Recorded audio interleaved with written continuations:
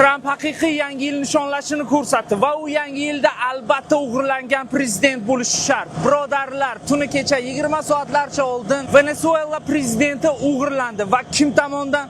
Aynan AQSh prezidenti Tramp tomonidan.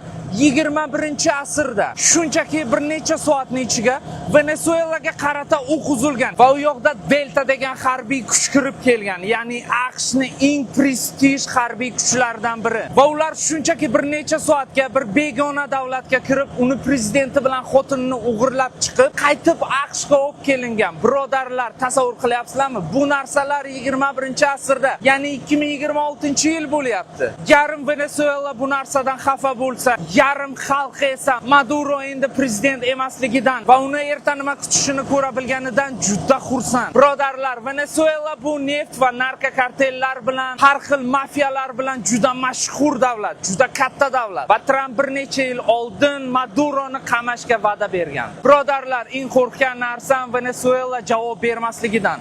Hozircha ko'plab politika Venesuelani o'zidan va Rossiyadan javob kutmoqda. Chunki Rossiyaga ham AQShning bu xatti-harakatlari umuman yoqmadi.